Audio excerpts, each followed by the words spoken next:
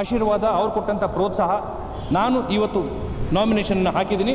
ಇದು ನನ್ನ ನಾಮಿನೇಷನ್ ಅಲ್ಲ, ಇದು ಶಿಕ್ಷಕರ ನಾಮಿನೇಷನ್. ನನ್ನ ಆತ್ಮೀಯ ಶಿಕ್ಷಕರಿಗೋಸ್ಕರ ಮತ್ತು ಎಲ್ಲ ತಾಯಂದಿರಿಗೋಸ್ಕರ ನಾನು ಈ ಸರಿ ನಾಮಿನೇಷನ್ ಹಾಕಿದ್ದೀನಿ. ಎಲ್ಲ ಶಿಕ್ಷಕರ ಆಶೀರ್ವಾದ ಖಂಡಿತ ನನ್ನ ಮೇಲಿದೆ. ಖಂಡಿತವಾಗ್ಲೂ ಎಲ್ಲ ಶಿಕ್ಷಕರು ನನಗೆ ಓಟನ್ನು ಹಾಕಿ ಈ ಸರಿ ಅವರ ಪ್ರತಿನಿಧಿಯಾಗಿ, ಅವರ ಮಗನಾಗಿ ನನ್ನನ್ನು ಆಯ್ಕೆ ಮಾಡ್ತಾರೆ ಅಂತ ಅಂದ್ಕೊಂಡಿದ್ದೀನಿ. ಮಹಾತ್ಮ ಗಾಂಧಿಯವರು, ಡಾಕ್ಟರ್ ಬಾಬಾ ಸಾಹೇಬ್ ಅಂಬೇಡ್ಕರ್ ಅವರು ಕೂಡ ಸಾರ್ವಜನಿಕ ಸೇವೆಯಲ್ಲಿ, ಸಮಾಜ ಸೇವೆಯಲ್ಲಿ ಇದ್ದರೂ ಕೂಡ ಭಾರತದ ಎಷ್ಟೋ ಜನರ ಮೇಲೆ ಸುಳ್ಳು ಪ್ರಕರಣ ಹಾಕಿದಾಗ ಅವರು ಕೂಡ ಕರಿಕೋಟನ್ನು ಹಾಕಿ ಅವರ ಪರವಾಗಿ ಕೋರ್ಟಲ್ಲಿ ನಿಂತು ವಾದ ಮಂಡನೆ ಮಾಡಿದ್ದಾರೆ. ಸೊ ಅವರ ದಾರಿ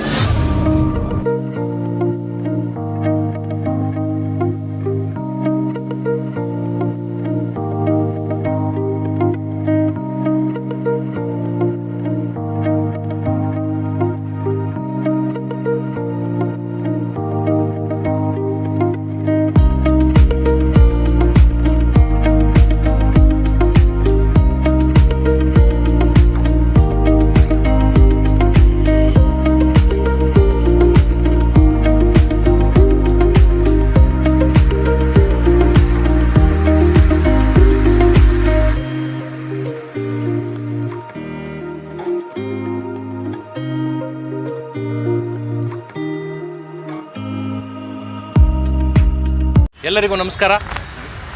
ನಾನು ಬೆಂಗಳೂರು ಶಿಕ್ಷಕರ ಕ್ಷೇತ್ರದ ವಿಧಾನ ಪರಿಷತ್ ಚುನಾವಣೆಗೆ ಸ್ವತಂತ್ರ ಅಭ್ಯರ್ಥಿಯಾಗಿ ನಾಮಪತ್ರವನ್ನು ಸಲ್ಲಿಸಿದ್ದೀನಿ. ಎಲ್ಲ ಶಿಕ್ಷಕರ ಆಶೀರ್ವಾದದಿಂದ, ಎಲ್ಲ ಶಿಕ್ಷಕರ ಪ್ರೋತ್ಸಾಹದಿಂದ ಈ ಶಿಕ್ಷಕರ ಪರಿವಾರದಲ್ಲಿ ಒಂದು ಆಮೂಲಾಗ್ರ ಬದಲಾವಣೆ ಆಗಬೇಕು. ಶಿಕ್ಷಕರಿಗಾದಂಥ ನೋವು, ಕಷ್ಟ, ಕೋವಿಡ್ ಸಮಯದಲ್ಲಿ ಅವರು ಅನುಭವಿಸಿದಂಥ ಸಮಸ್ಯೆ ಮತ್ತು ಈಗ ರೆಗ್ಯುಲರೈಸೇಷನ್ ಆಗ್ಬೋದು, ಸರಿಯಾದಂಥ ವೇತನ ಸಿಗದೇ ಇರೋದಂಥದ್ದು ಆಗ್ಬೋದು, ಅವ್ರ ಮನೆಯಲ್ಲಿ ಮೆಡಿಕಲ್ ಸಮಸ್ಯೆ ಆದಾಗ ಹೆಲ್ತ್ ಇನ್ಶೂರೆನ್ಸ್ ಇಲ್ಲದೇ ಇರೋದಾಗ್ಬೋದು, ಅವ್ರ ಮಕ್ಕಳಿಗೆ ಉನ್ನತವಾದಂಥ ವ್ಯಾಸಂಗಕ್ಕೆ ಒಂದು ಸ್ಕಾಲರ್ಶಿಪ್ಸ್ ಇಲ್ಲದೇ ಇರೋವಂಥದ್ದು ಆಗ್ಬೋದು, ಅವ್ರಿಗೂ ಒಂದು ಲೋನ್ ಸಿಗಬೇಕು ಅಂಥೇಳಿ ಬ್ಯಾಂಕ್ ವ್ಯವಸ್ಥೆ ಆಗ್ಬೋದು. ಮತ್ತು ಎಷ್ಟೋ ಶಿಕ್ಷಕರು ಸಮಾನವಾದಂಥ ವೇತನ ಇಲ್ಲದಿರ 8,000 10,000ಕ್ಕೆ ದುಡಿದು ಎಷ್ಟೋ ಸಲ ಅವ್ರನ್ನ ಭದ್ರತೆ ಇಲ್ಲದೇ ಇರೋವಂಥ ವಿಚಾರ, ಅವರ ಜಾಬ್ಗೆ ಒಂದು ಸೆಕ್ಯೂರಿಟಿನೇ ಇಲ್ಲ. ಎಲ್ಲ ಸಮಸ್ಯೆಗಳನ್ನು ಕೂಲಂಕುಷವಾಗಿ ಅವ್ರ ಜೊತೆ ಭಾಳಷ್ಟು ಚರ್ಚೆ ಮಾಡಿದಾಗ ಅವರ ಆಶೀರ್ವಾದ, ಅವ್ರು ಕೊಟ್ಟಂಥ ಪ್ರೋತ್ಸಾಹ, ನಾನು ಇವತ್ತು ನಾಮಿನೇಷನ್ನ ಹಾಕಿದ್ದೀನಿ. ಇದು ನನ್ನ ನಾಮಿನೇಷನ್ ಅಲ್ಲ, ಇದು ಶಿಕ್ಷಕರ ನಾಮಿನೇಷನ್. ಸುನಿಲ್ ಕುಮಾರ್ ಬಂದಿರುವಂಥದ್ದು ಇದೇ ಪರಿವಾರದಿಂದ. ನಾನು ಶಿಕ್ಷಕನಾಗಿ ನನ್ನ ವೃತ್ತಿ ಧರ್ಮವನ್ನು ಶುರು ಮಾಡಿದೆ. ಈ ಪರಿವಾರದಲ್ಲಿ ಸಮಸ್ಯೆ ಇದೆ, ಈ ಸಮಸ್ಯೆಗೆ ಒಂದು ಪರಿಹಾರ ಹುಡುಕಬೇಕು. ನನ್ನದು ಒಂದು ಋಣ ಇದೆ, ಶಿಕ್ಷಕರಲ್ಲಿ ನನ್ನದು ಒಂದು ಋಣ ಇದೆ. ಹಾಗಾಗಿ ನನ್ನ ಆತ್ಮೀಯ ಶಿಕ್ಷಕರಿಗೋಸ್ಕರ ಮತ್ತು ಎಲ್ಲ ತಾಯಂದಿರಿಗೋಸ್ಕರ ನಾನು ಈ ಸರಿ ನಾಮಿನೇಷನ್ ಹಾಕಿದ್ದೀನಿ. ಎಲ್ಲ ಶಿಕ್ಷಕರ ಆಶೀರ್ವಾದ ಖಂಡಿತ ನನ್ನ ಮೇಲಿದೆ. ಖಂಡಿತವಾಗ್ಲೂ ಎಲ್ಲ ಶಿಕ್ಷಕರು ನನಗೆ ಓಟನ್ನು ಹಾಕಿ ಈ ಸರಿ ಅವರ ಪ್ರತಿನಿಧಿಯಾಗಿ, ಅವರ ಮಗನಾಗಿ ನನ್ನನ್ನು ಆಯ್ಕೆ ಮಾಡ್ತಾರೆ ಅಂತ ಅಂದ್ಕೊಂಡಿದ್ದೀನಿ. ಹಾಗಾಗಿ ಎಲ್ಲರೂ ಬಂದಿದ್ದೀರಿ, ಪತ್ರಕರ್ತರಂಥ ಮಿತ್ರರಿಗೆ ಎಲ್ಲರಿಗೂ ಕೂಡ ನನ್ನ ಹೃದಯಪೂರ್ವಕವಾದ ಕೃತಜ್ಞತೆಗಳು ಸಲ್ಲಿಸ್ತೇನೆ. Thank you. Old pension scheme ಬಗ್ಗೆ ತಮ್ಮ ನಿಲುವು? ಸಾಕಷ್ಟು ಸಮಸ್ಯೆಗಳಿದ್ದಾವೆ, ಎಲ್ಲರಿಗೂ ಅದನ್ನೇ ಹೇಳ್ತಾರೆ, ಬಟ್ ಜಾರಿಗೆ ಆಗ್ತಾ ಇಲ್ಲ. ನೋಡಿ, ಓಲ್ಡ್ ಪೆನ್ಷನ್ ಸ್ಕೀಮು ಮತ್ತು ನ್ಯೂಸ್ ಪೆನ್ಷನ್ ಸ್ಕೀಮ್ ಬಗ್ಗೆ ಸರ್ಕಾರದಲ್ಲೂ ಕೂಡ ಹೊಸದಾಗಿ ಒಂದು ಅಧಿಸೂಚನೆ ಹೊರಡಿಸಿದ್ದಾರೆ. ಯಾರ್ಯಾರು ಓಲ್ಡ್ ಪೆನ್ಷನ್ ಸ್ಕೀಮ್ ಸಬ್ಸ್ಕ್ರೈಬ್ ಆಗ್ತಾರೋ ಅವ್ರಿಗೆ ನ್ಯೂಸ್ ಪೆನ್ಷನ್ ಸ್ಕೀಮ್ ಬರೋದಿಲ್ಲ. ಈಗ ಅವ್ರಿಗೆ ರಿಟೈರ್ಡ್ ಆದ ನಂತರ ಎವ್ರಿ ಮಂತ್ಲಿ ಅವ್ರಿಗೆ ಪೆನ್ಷನ್ ಸ್ಕೀಮ್ ಬೇಕಾ, ಅಥವಾ ವಾರ್ಷಿಕವಾಗಿ ಒಂದೇ ಸಲ ರಿಟೈರ್ಡ್ ಆದಂಥ ತಮ್ಮೇಲೆ ಕೈ ತುಂಬ ದುಡ್ಡು ಬೇಕಾ? ಎರಡೂ ಕೂಡ ಕ್ಲಾರಿಟಿ ಬೇಕು. ಕೆಲವು ಶಿಕ್ಷಕರು ಓಲ್ಡ್ ಪೆನ್ಷನ್ ಸ್ಕೀಮ್ ಬೇಕು ಅಂತಾರೆ, ಅವ್ರು ಓಲ್ಡ್ ಪೆನ್ಷನ್ ಸ್ಕೀಮನ್ನೇ ಕೊಡೋಣ. ಅವ್ರಿಗೆ ಬಿಟ್ಟಂಥ ವಿಚಾರ, ನಾವು ಯಾರಿಗೂ ಫೋರ್ಸ್ ಮಾಡ್ತಿಲ್ಲ. ಯಾರಿಗೆ ಹೊಸ ಪೆನ್ಷನ್ ಸ್ಕೀಮ್ ಬೇಕು ಅಂತಾರೋ ಅವ್ರು ಹೊಸ ಪೆನ್ಷನ್ ಸ್ಕೀಮ್ಗೆ ಸಬ್ಸ್ಕ್ರೈಬನ್ನು ಮಾಡ್ಕೋಬೋದು. ಎರಡೂ ಕೂಡ ಆಪ್ಷನ್ ಇದೆ. ಎರಡಕ್ಕೂ ಕೂಡ ಖಂಡಿತವಾಗ್ಲೂ ಇಂಪ್ಲಿಮೆಂಟ್ ಮಾಡಲಿಕ್ಕೆ ನಾನು ಅದನ್ನು ಖಂಡಿತವಾಗ್ಲೂ ನಾನು ಹೋರಾಟವನ್ನು ಮಾಡಲಿದ್ದೇನೆ. ಈಗ ನಾನು ಹೈಕೋರ್ಟ್ ಮತ್ತು ಸುಪ್ರೀಂ ಕೋರ್ಟ್ನಲ್ಲಿ ವಕೀಲನಾಗಿ ಕೆಲಸ ಮಾಡ್ತಾಯಿದ್ದೀನಿ. ಮೊದಲು ಶಿಕ್ಷಕ, ಆದ ನಂತರ ವಕೀಲನಾಗಿ ಕೆಲಸ ಮಾಡ್ತಿದ್ದೀನಿ. ನಾನು ಕೂಡ ಇದೇ ಶಿಕ್ಷಕ ಪರಿವಾರದಿಂದ ಬಂದಂಥವನು. ಹಾಗಾಗಿ ಎಲ್ಲರೂ ಆಶ್ವಾಸನೆಯನ್ನು ಕೊಡ್ತಾರೆ ಖಂಡಿತ. ಬಟ್ ಯಾರೋ ಒಬ್ಬ ಕೆಲಸ ಮಾಡೋನೊಬ್ಬ ಇರ್ತಾನಲ್ಲ, ಪರಿವರ್ತನೆ ಎಲ್ಲಿಂದ ಸಾಧ್ಯ? ಪರಿವರ್ತನೆ ನಮ್ಮಿಂದ ಸಾಧ್ಯ.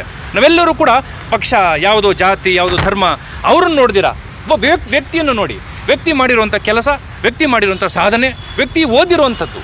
ನಾನು ಶಿಕ್ಷಕನಾಗಿ ಉನ್ನತವಾದಂಥ ವ್ಯಾಸಂಗ ಮಾಡಿ ಸುಪ್ರೀಂ ಕೋರ್ಟ್ವರೆಗೂ ಹೋಗಿ ಅಲ್ಲೂ ನನ್ನ ವಾದ ಮಂಡನೆಯನ್ನು ಮಾಡಿ ಎಲ್ಲರಿಗೂ, ಅನೇಕರಿಗೆ, ಬಡವರಿಗೆ, ಶೋಷಿತ ವರ್ಗದವರಿಗೆ, ಮಹಿಳೆಯರಿಗೆ ನ್ಯಾಯವನ್ನು ಕೊಡಿಸಿದ್ದೀನಿ. ಹಾಗಾಗಿ ನನ್ನ ಪರಿವಾರಕ್ಕೆ ಸಮಸ್ಯೆ ಇದ್ದಾಗ ಪರಿವಾರದ ಮೆಂಬರ್ ಆಗಿ ನಾನು ಖಾಲಿ ಕೂತ್ರೆ ಅದು ನಾನು ಮಾಡುವಂಥ ಅತಿ ದೊಡ್ಡ ಅನ್ಯಾಯ. ಹಾಗಾಗಿ ಶಿಕ್ಷಕರ ಧ್ವನಿಯಾಗಿ, ಶಿಕ್ಷಕರ ಮಗನಾಗಿ ಬಂದಿದ್ದೀನಿ.